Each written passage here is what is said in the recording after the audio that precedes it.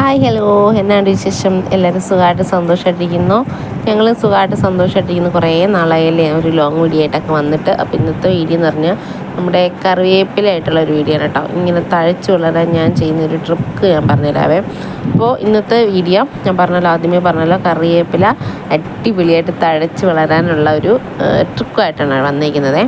അപ്പോൾ നമ്മുടെ ഈ എന്താ കറിവേപ്പില നിൽക്കുന്ന ഒരു പൂവാണ് കേട്ടോ. അതിനെന്താ പേര്? മാങ്ങാ ചമ്മന്തി.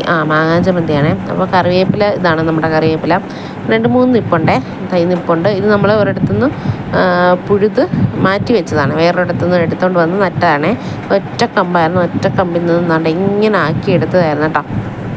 അപ്പോൾ താഴെ നിങ്ങൾക്ക് ആ വീഡിയോ കാണാം. ഒരു കമ്പിൽ നിന്നും ഇങ്ങനെ ഒടിച്ചൊടിച്ചെടുത്താണ് ഞാൻ കേട്ടോ ഇത്രയും ആക്കിയെടുത്തത്. നല്ല തഴച്ച് വളർന്ന് നിൽപ്പുണ്ട് ഇപ്പം. ഞാൻ ഇതിന് ചെയ്യുന്ന ഒരേ ഒരു കാര്യമേ ഉള്ളൂ, കുറച്ച് ഇടയ്ക്കിടയ്ക്ക് പരലിപ്പ് കൊണ്ടിട്ട് കൊടുക്കാറുണ്ട്. പിന്നെ നമ്മളെ പച്ചക്കറി വേസ്റ്റ്, ഫുഡിൻ്റെ വേസ്റ്റ്, മീൻ കഴുകുന്ന വെള്ളം, ഇതൊക്കെ നമ്മൾ മൂട്ടിൽ കൊണ്ട് ഒഴിച്ചു കൊടുക്കാറുണ്ട് കേട്ടോ. ഇലയിലൊന്നും ഞാൻ തളിച്ചു കൊടുക്കാറില്ല. ഇലയിൽ ജസ്റ്റ് വെള്ളം ഒഴിക്കുമ്പോൾ ഒന്ന് തളിച്ചു കൊടുക്കാറുണ്ട്. അത് മാത്രമേ ചെയ്യാറുള്ളൂ. പിന്നെ നമ്മൾ ചാമ്പലുണ്ടല്ലോ, ചാമ്പൽ വരുമ്പോഴും ഇട്ട് കൊടുക്കാറുണ്ട്. പിന്നെ ഒരു 2 ആഴ്ച കൂടുമ്പോൾ മൂടൊന്ന് അതിൻ്റെ കറിവേപ്പിലയുടെ മൂടൊന്ന് ചെത്തി മണ്ണിട്ട് കൊടുക്കാറുണ്ട്. ഇത്രയും കാര്യങ്ങളാണ് ചെയ്യുന്നത്.